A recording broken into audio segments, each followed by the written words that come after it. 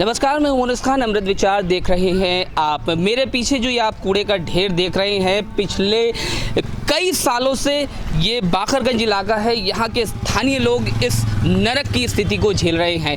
शासन प्रशासन को लगातार कोशिश की गई बताने की कि इस नरक जैसी स्थिति में जो वो रह रहे हैं उससे उन्हें निजात दिलाई जाए, लेकिन अभी तक कोई पुरसाने हाल नहीं है।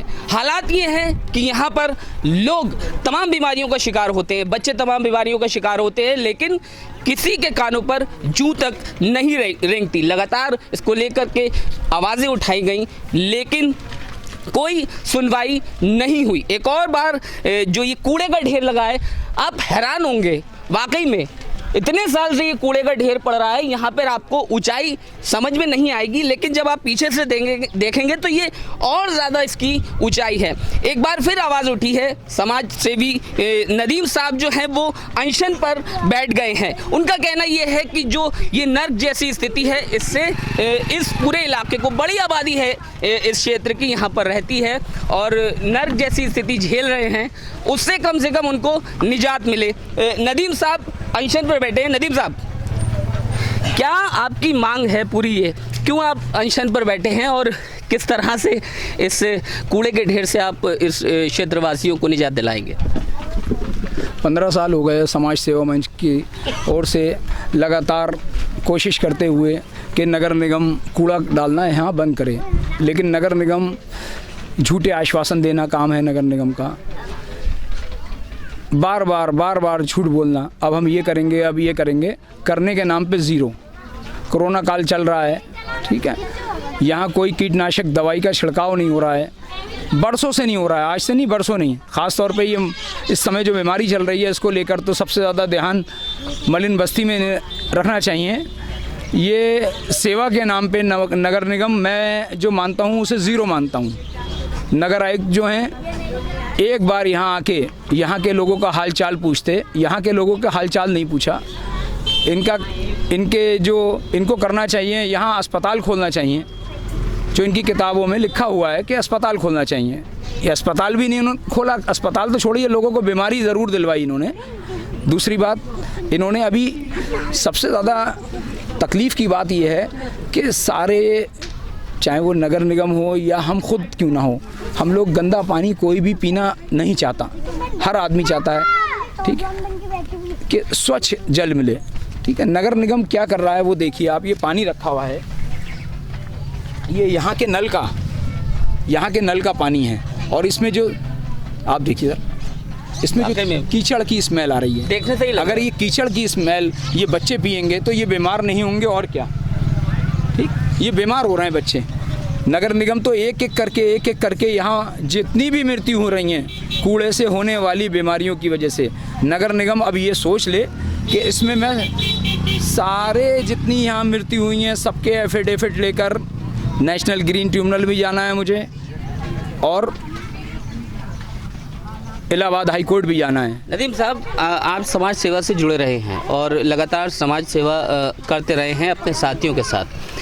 एक बात हमें ये बताइए, आप जब क्षेत्र में आते हैं, यहाँ पर आते हैं, तो किस तरह से आपने देखा कि जो लोग किन किन समस्याओं से जूझे, और आपको क्या लगता है कि क्या समाधान इसका हो सकता है जो इतने साल से ये पूरी स्थिति बनी है? नगर निगम का कहना है कि हमने जगह ख़रीद ली, ठीक, अब हम यहाँ से कूड़ा हटाएंगे। हमने यहाँ का टेंडर दे दिया है, कई करोड़ रुपए का टेंडर दे दिया है। हमारा ये कहना है, अगर टेंडर जब आपने दे दिया, ठीक है, अगर टेंडर वाला काम नहीं कर रहा है, यहाँ से कूड़ा नहीं हटा पा रहा है, तो दूसरे को टेंडर दे दिया जाए। कूड़ा हटना तो शुरू हो। अगर कूड़ा हटना नहीं शुरू होगा, ये बच्चे जो बीमार हो रहे हैं, बुज़ुर्ग बीमार हो रहे हैं, यहाँ जवान लड़कियाँ घर पे बैठी हुई हैं, उनकी शादियाँ होना मुश्किल हो गई हैं, ठीक। यहाँ पर त्यौहार होते हैं, त्योहारों में कोई आना नहीं चाहता यहाँ पर, तो इनके जो बाहर से लोग आते हैं वो कहते हैं कहाँ हमारे यहाँ, तुम्हारे यहाँ बदबू बहुत आती है, हम तुम्हारे यहाँ नहीं आएंगे। तो इनके ऊपर ये जुल्म हो रहा है।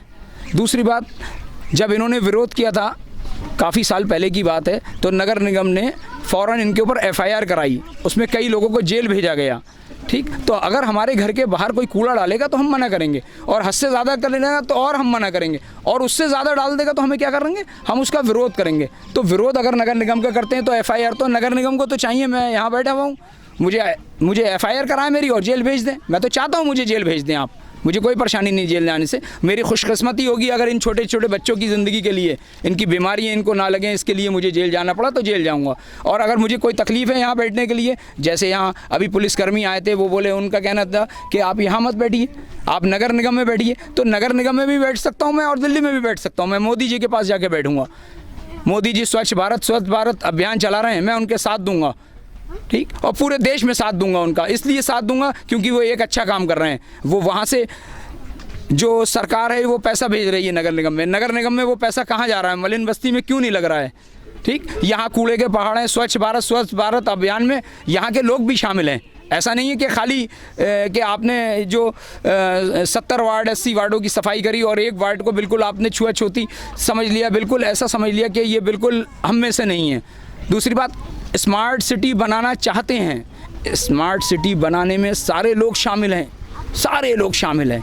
लेकिन बाकरगंज नर सिटी, जैसे सफ़ेद कुर्ते पे धब्बा लगा होता है काले रंग का और कुर्ता अच्छा नहीं लगता है, ऐसी बाकरगंज है। अगर स्मार्ट सिटी बनेगी तो स्मार्ट सिटी में बाकरगंज को इन्हें लेना चाहिए। अगर नहीं लेंगे तो जैसे ये दाग काला लगा होता है, ऐसी नगर निगम का मुंह काला रहेगा अगर बाकरगंज से कूड़ा। मैं बाकरगंज का निवासी नहीं हूँ, बाकरगंज रहता नहीं हूँ मैं, ठीक। लेकिन दर्द क्या है, यहाँ से जो मरीज़ आते हैं, यहाँ से जो गरीब आते हैं, हमारी छोटी सी एक सोसाइटी है, उससे इलाज कराते हैं, जिनकी डेथ होती है उनका कफन दफन कराते हैं। तो हमारा एक ये है कि अगर ये नगर निगम लिखित हमें कार्रवाई, हमें आश्वासन देगा तो हमें कोर्ट जाने में भी आसानी रहेगी और एक उनके दिल में डर भी बना रहेगा कि हमने समय दे रखा है, हम जल्दी जल्दी काम करें। ये सोएंगे नहीं, ये जाग जाएंगे, इसलिए यहाँ बैठे हम। तो जाहिर सी बात है, जो ज़िम्मेदारान हैं कहना यही है कि वो लोग सो रहे हैं और उनको जगाने के लिए ही वो यहाँ पर अनशन पर बैठे हैं। स्थिति हम एक बार फिर आपको पूरे इस इलाके की दिखाना चाहेंगे। मलिन बस्ती कहा जाता है, जैसे नदीम साहब ने भी बताया कि इसको दाग की तरह देखा जाता है। कूड़े का ढेर आपको फिर दिखाएंगे, इसकी वजह से तमाम दिक्कतें हैं, बीमारियाँ हैं, बहुत सारी ऐसी चीज़ें हैं जिससे लोग जूझ रहे हैं। सिर्फ यही नहीं, और भी, चाहे शिक्षा को लेकर के हो, चाहे जो मलिन बस्ती है उसके उत्थान को लेकर के हो, बहुत सारी दिक्कतें हैं। समाज सेवी अपना काम करते हैं, लेकिन शासन प्रशासन कब जागेगा, कब इस नर्क जैसी स्थिति से उनको निजात मिलेगी, फ़िलहाल ये देखने वाली बात होगी।